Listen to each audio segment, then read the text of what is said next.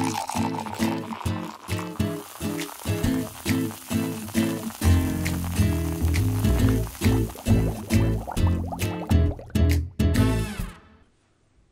all, I'm Matt Mizell. Welcome to a special, historically focused brew today.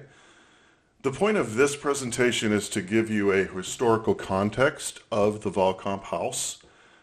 We keep saying Vahlkamp house or Vahlkamp home and referring to Henry Vahlkamp and then referencing some sort of title Lemp brewery.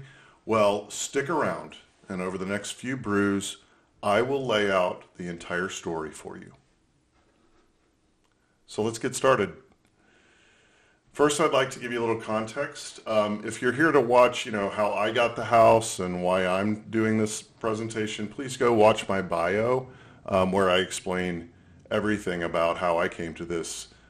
Also, watch Nikki Shearer's bio because she talks about how she became the designer of the house and the effort. First, I'd like to thank somebody very special to this channel. Stephen Walker, author of Lemp, The Haunting History, is really the person who's provided us the most information about Vahlkamp and Lemp. He gave us a copy of Vahlkamp's autobiography, which is very rare, something that nobody had, including the Missouri History Museum. So Stephen had a copy of that. He gave it to us. That served as the basis of much of my Vahlkamp research. Did a lot more than just what's in the autobiography, but it was a great starting point. Secondly, his book Lemp and the Haunting History is just great, and it provided us very many insights into where to go with our Lemp research, and it was amazing as far as the timeline goes. He has a timeline in the back of the book. It's very helpful. So we really couldn't have done this without Stephen blazing the trail and caring about truth and getting the truth about the Lemps out. And thank you to Nikki Shearer, who also co-wrote this with me and contributed greatly to the research. We did a lot. So we're only going to take you through the first part of Vahlkamp's life here through where he meets Lemp. So I think this will be fun, and I think you will benefit greatly from understanding this story, and also it'll be very interesting, especially if you're interested in brewing history. So let's get going. Henry Vahlkamp, which this is a picture of Henry. You've probably seen it a few times around. It's from his passport photo, and it's really the only picture we have of him. We are talking to some great-grandchildren of Henry, and we're very hopeful that we can find more pictures of him with his family. We have some leads. By the way, I do need to preface a little bit of this. We are going to make a documentary. So I'm only giving you a small taste of the research that we've done. It's been boiled down and broken into bullet points. Please don't, when we do come out with the documentary, don't imagine this is it. This is not what we think of when we make a documentary. This is just a brew to catch you up. So think of this more as a lecture from me, although lectures are usually boring. So perhaps a little talk from me. Okay, so who's Henry? Henry Vahlkamp was one of millions of German immigrants who migrated from their war-torn land in the mid-1800s to the United States. This wave of immigrants infused new blood into a very war-torn and weary United States. The United States was engaged in and then trying to rebuild from the devastating Civil War as this migration wave came to the U.S. These very industrious and engaged new citizens proceeded to transform the country, bringing a golden beverage that would become the elixir of the blue-collar industrial worker, lager beer. And Henry Vahlkamp? Well, Henry was right in the middle of all of it. He was like an elfish, mentally sharp Forrest Gump, always there, participating in the big moments, but never really being seen as the main actor of those events. Before we go further, let's talk about lager. Lager is an international superstar. When we think of beer, we're likely thinking of lager. In the 1840s, lager, it's a different kind of beer than the ale that they had been drinking before, which was heavier, more bitter, and a lot less refreshing, and was usually not drunk cold traditionally. So if you're thinking of the British ales where they served them in the pubs, pumped in up from the basement, so it's a little bit chilled but not very cold. And then it's definitely not as fizzy as lager, and because there was no second fermenting process, which we'll talk about in a minute. Okay, so in the 1840s, lager was introduced.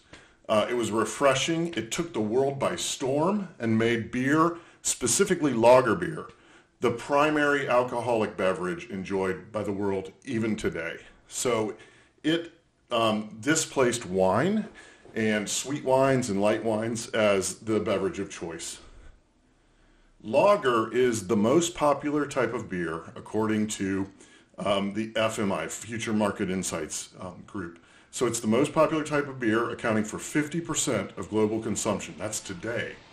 FMI predicts the demand in lager markets will reach from $370 billion in 2022 to $492 billion by the end of 2023. That's only lager. That's $500 billion by 2023 in sales. So it's a gigantic industry, and it was started by the people we're talking about right here. This was a transformative group of immigrants who had a new idea and a new taste that they brought over, and it started to catch on. Lager today, so if we think of a Pabst Blue Ribbon or a Budweiser or a Bud Light, all of those are lagers. It's thought of as a simple beverage, right? It's the blue collar, kick back from work, have a beer, and chill. It's not a wine. It's not something you think too hard about. But lager itself is anything but simple. The yeast is a bottom fermenting yeast and requires more care during fermentation than the traditional top fermenting yeast. Lager is also fermented twice, so to provide more carbonation. So if you have an ale, it almost tastes flat. A British ale from a British pub tastes flat to me. A lager, much more fizzy, something I'm used to. The second fermentation has to take place in a very cool and dry location, such as a cave, and it's called krausening. So that's the deal with lager, and that's why caves are so important, and you'll see why caves matter in a minute. Okay, so to understand Henry Vahlkamp and to be able to put him into his historical context, we really need to understand the Lemp family. So some immigrants with names like Bush, Pabst, Coors, you've heard of them, and Lemp built local breweries servicing their small portions of a thirsty country in the early 1800s, mid-1800s. Adam Lemp, the family patriarch of the Lemp clan, immigrated from his hometown in Eschwege, Germany, to Cincinnati, Ohio in 1836, and then on to St. Louis in 1838. He opened a grocery store on 6th and Morgan, but the real legacy begins on 2nd Street between Walnut and Elm, where he began making vinegars and his lager beer. That location that he had started fermenting lager beer and vinegars is now under the south leg of the famous St. Louis Arch. So that's where he got his start. That was Adam Lemp. In 1840, Adam Lemp established the Western Brewery Company, a modest, and it brewed about 100 barrels of beer that year, which is pretty modest. Adam Lemp had a logistical problem, though, because his brewery started to grow. So in 1940, he establishes it. He uses some vaults beneath the ground there below the St. Louis Arch now, so we can't get to those vaults anymore. But there were vaults there that he used to store the beer. But as he grew, there were major logistical problems. You can imagine if you're going to ship, say, just 10 years later, 8,300 barrels of beer instead of 1,000, so you're 8 times as big. What are you going to do with all those barrels, and how are you going to do the krausening? So a short distance down the river, so south, down the Mississippi, was a cave system that honeycombed an area now known as the Cherokee Lemp District. So you hear us talking about Cherokee Street? The Cherokee Street has a cave system that runs down from the Lemp Brewery quite a ways down the street, actually, and spreads out underneath those neighborhoods. That's why Adam Lemp moved here. And so he bought access to the caves in 1845, and that was the same year that our man Henry Vahlkamp was born. So when Henry was born was when Adam was buying the cave, access to the cave complex. And I point because I'm on Cherokee Street, so I'm pointing toward the cave complex. All right, so Vahlkamp. Henry Jacob Vahlkamp was born in Lippstadt, Prussia in 1845. Prussia was a German state within what is now the heartland of modern-day Germany in the Lippe Valley. So the Rhine Valley, the Lippe Valley, very important industrial areas of Germany, and those land in the Prussian area, or the old country of Prussia. Henry was born into a well-respected middle-class family and was very well educated, attending Lippstadt Technical School to become an accountant. We believe just like his father. His father was an accountant. That was his plan at first. You'll see he wasn't an accountant. At 19, in 1864, Henry served in the Prussian army, and he left in 1866 as a non-commissioned officer. In the documentary, we'll go a little bit further into this, but it's not of huge note. In his 4-page autobiography that we have a copy of, Vahlkamp notes that he left the army for political reasons. So to understand that, you kind of need to understand what was going on in Prussia at that time. Prussia was in the midst of a civil war as well. So the U.S. was fighting, or just stopped fighting. Prussia was just in the midst of one. They were fighting against Austria, obviously their neighbor, if you know anything about that region. And it was because of the collapse of the Holy Roman Empire, which happened during the Napoleonic Wars a little bit earlier than that, in 1806 or so. The Holy Roman Empire collapses. The German states, who were part of this huge, massive 1,000-year-old empire, said, now what do we do? Well, we better quickly replace that structure with a confederacy.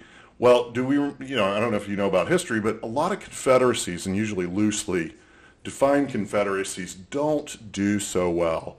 And so this is no exception. The German Confederacy was dominated by Austria, and Prussia hated that, and so they started a civil war. By the 1860s, Prussia was in full-blown war with their neighbor Austria. So that's the reason that Vahlkamp left. If you look at this guy in the mustache here, that is Otto von Bismarck, the man who was instrumental in actually bringing peace at the end of that war in the Peace of Prague. So that is Otto von Bismarck, and that's why he became famous and also very influential during the World War I time frame. Okay, so let's keep going. So Henry, for political reasons, namely civil war, people shooting each other, decides to leave, doesn't really want to stay in the army, doesn't feel like that's a very healthy decision. So he leaves for Brussels, Belgium, where he leverages his language skills and his very good military record to land a job in dry goods exportation. So he's in Brussels and they're exporting dry goods. In Brussels, he learns the ins and outs of manufacturing for export, which is quite complex even at that day, in that time period, and the logistics of shipping things across oceans, and perhaps some of the tax implications, because in his autobiography, very dryly goes into some tax questions, which would likely have, something he would be dealing with here too. Okay, so he's learning his business in Brussels. Okay, in 1867, so a year later, Vahlkamp boards the SS Ottawa, and I have a picture here. This is a picture from a database that I found of the SS Ottawa. Granted, it's a pretty horrible picture, but it's what I have. So you can see it's a steamer, looks kind of like a really fast clipper ship, or something that was built to move with speed. That was the point. It was to get across the Atlantic Ocean rapidly. So they did it in 16 days, pretty quick. They landed in New York City. This is the ship's manifest here. I'm got a shot underneath the Opportunities in the New World title, that's actually the manifest. So we have a scan of the manifest of the ship that he landed on, and his name is spelled with an I, Henry Vahlkamp, and Vahlkamp is spelled with a W. So it's Henry with an I and Vahlkamp with a W at the beginning. He also mentions in his autobiography how quiet it was when he landed in Castle Garden. So on the top right quadrant there is a picture of people sitting on a bench. Behind that is Castle Garden. That was the first place that we brought in immigrants into New York City. This was pre-Ellis Island. Ellis Island happened 10 years ago. Years later. So it was in the 1870s. No Statue of Liberty, no Ellis Island. Just quietly lands in Castle Garden, gets asked a few questions. He mentions the questions were minimal, and they were just happy to have him as a citizen. So he kind of walks in and he becomes an American citizen. That's how it worked. It was quite quiet. Okay, so Vahlkamp lands his first job in America. He's able to speak English, he can speak German, his background is in exportation, shipping dry goods. He's a hot commodity. Fairly, very well educated German. He got a job right away with a wool textile company based in Lennep, Germany, with a sales office in New York City. So he's working in their sales office in New York City for this textile company, doing who knows what. He didn't even mention what he did, and we couldn't really find more records about it. So after a year at that textile company, Vahlkamp decides to head west, as any young man at this time probably was doing, right? So what was happening in that time? Well, there was still a gold rush going on, so there were people heading west to find gold out there in San Francisco. I don't know that he was doing that because of what he ended up, the kinds of jobs he took, but who knows? Who knows what brought him out west? At this time in 1868, there was no transcontinental railroad. It was not completed quite yet. It was in process, but not there. So Vahlkamp embarked on a journey that would take him across the Isthmus of Panama here, and this was pre-Panama Canal. So he's coming down here from New York, across the Isthmus of Panama, and up San Francisco, up the California coast to San Francisco. So this is a very interesting part of the trip. In 1868, the Isthmus of Panama didn't have a Panama Canal. So, that was finished in the early 1900s. So it was a 4-hour train journey across the Isthmus of Panama. So that was a lot easier than the boats that guys before that were taking to get across, but that is what that was. But here, this is where the trip must have been very, very interesting, because his autobiography gives us a glimpse of this scene. And I'm going to read straight from his bio. It was at that time that the unfortunate Emperor Maximilian was shot by the Mexicans in Querétaro. We went up to Manzanillo and Arapalusa, where in both places ragged, hungry Belgians, Austrians, and Germans who had served as soldiers in Little Maximilian's army came aboard and sought refuge on our ship as if on American soil. Imagine this. So he's coming up the coast of America, or coast of Mexico, really, and all of these bedraggled soldiers running from what was really just a failed attempt by the European powers to actually take over Mexico during the Civil War. So they sent in this guy, Maximilian, who was a Habsburgian Archduke of Austria, who resigned his position in Austria and ran over at the behest of France, and Napoleon, one of the Napoleons, it wasn't the first Napoleon, it was, I think, the second one. Anyway, one of the Napoleons sent him in there, said, yeah, we got your back, go in there, take over Mexico, America's going to do nothing, they're busy shooting each other up there, and establish a European government during the power vacuum. I mean, it sounded like a good idea. The problem is, the U.S. never agreed. Secondly, Benito Juarez, this guy we see here right here in the middle, is one of my heroes, frankly. He is the only indigenous American democratically elected leader at this time in the Americas. So he's an indigenous native of Mexico, democratically elected by the people of Mexico, and Europe comes in here and tries to snatch Mexico away from the people. Well, Benito Juarez is quite the man. I mean, a real leader, and a man of honor. He did not want to hurt Maximilian's followers. He literally thought about it, but he knew that he had to crush this rebellion. This incursion by European powers. So long story short, Max got overthrown by Benito through lots of different battles, but the one that really mattered was Cinco de Mayo. And so on Cherokee Street, Cinco de Mayo is a big deal. Well, now we kind of know why. It's because it commemorates one of the critical battles that Benito Juarez defeated Emperor Maximilian in. Anyway, Maximilian dies in a firing squad. Total chaos. 8,000 of his followers run for the coast, and a bunch of them end up on Vahlkamp's boat. And so that was the thing he was talking about. Okay, entire trip took Vahlkamp 22 days to travel from New York, across the Isthmus of Panama to San Francisco. Of his time on the Pacific coast, Vahlkamp writes some things, and I've got a quote here. On the coast of the Pacific Ocean, I managed my existence at times through hard, strenuous, but honest work, as well as I could. I worked in San Francisco, Eureka, Humboldt County, and Crescent City, Del Norte County, and the last as clerk for a notary public. So we can imagine a young Vahlkamp bouncing around doing, whatever jobs he could land. Look how many times he moved around. I mean, that was like San Francisco, Eureka, Humboldt, and Crescent City, and Del Norte. That's 4 right there, 5. And then he last is a notary public.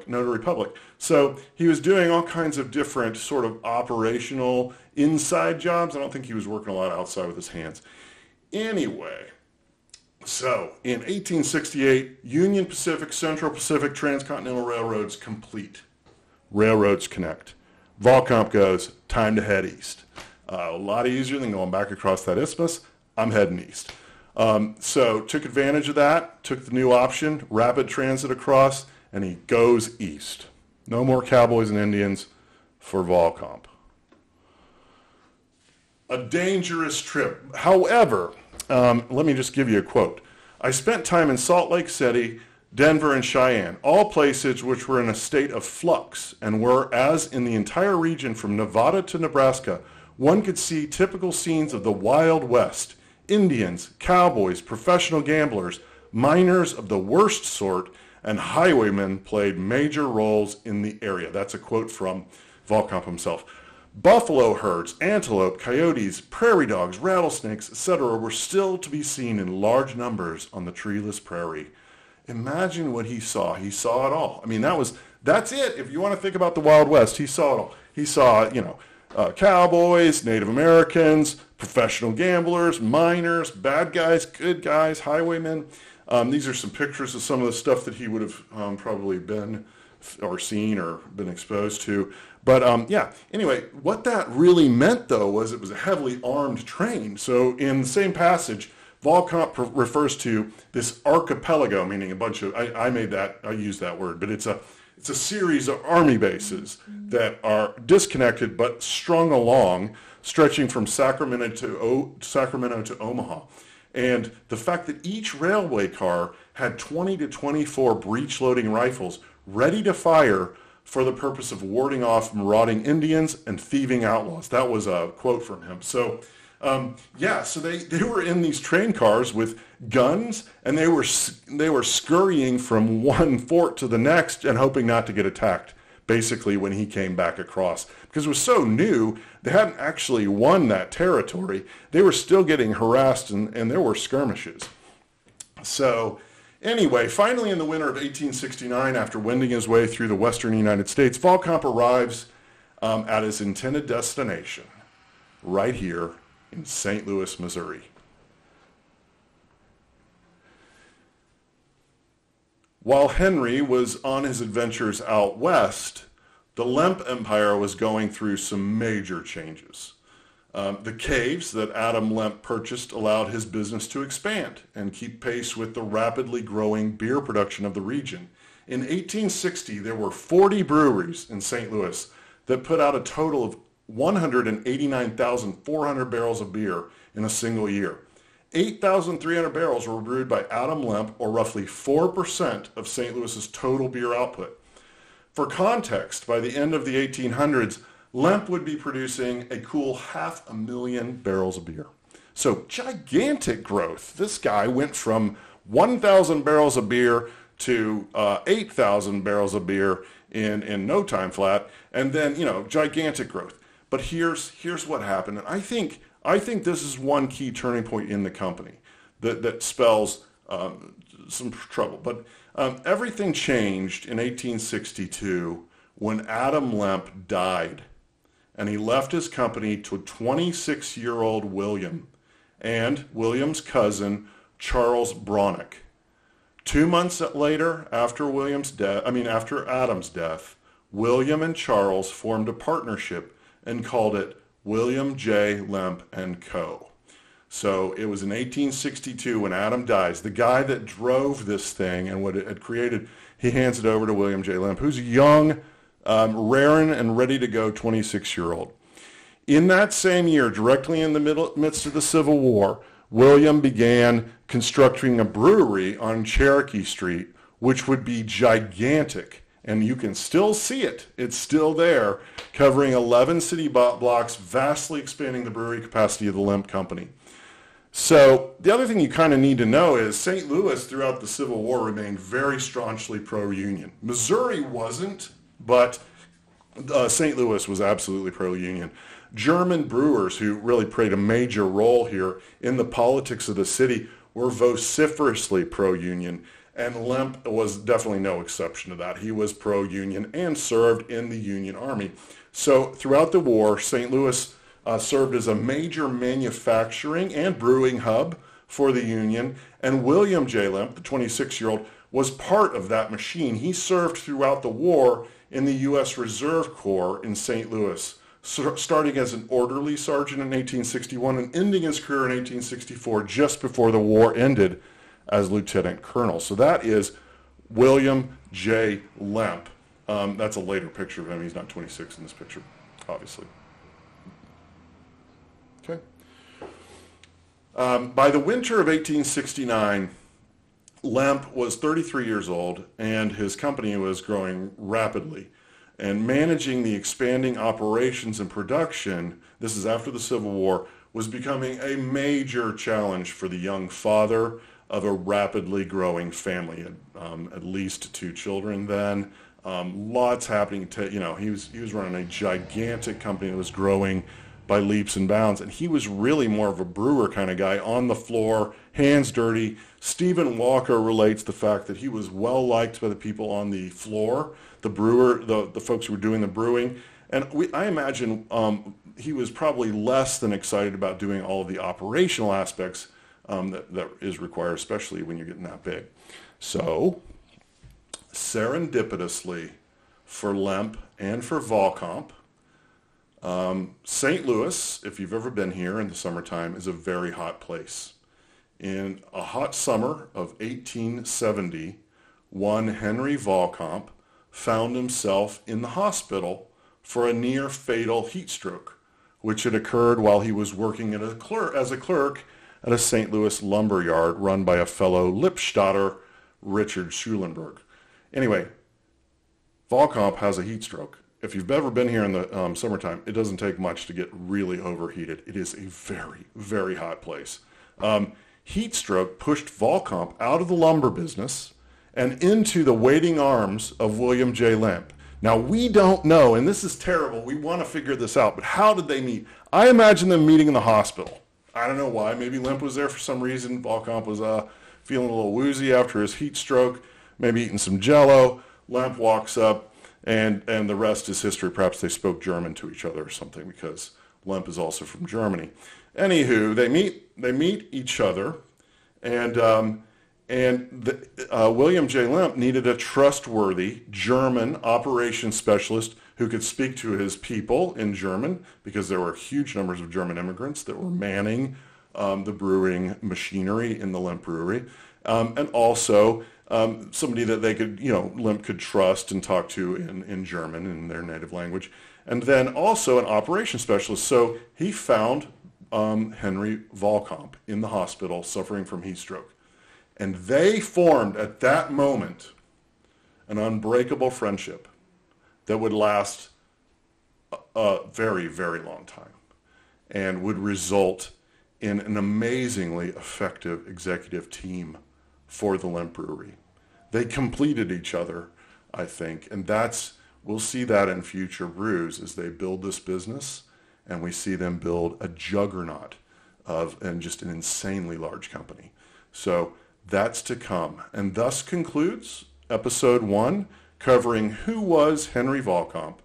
And so future episodes will cover the business empire that these two built and how it all eventually came apart. Thank you for joining me, and I hope to see you back on future brews. I'm Matt Mizell. Thank you.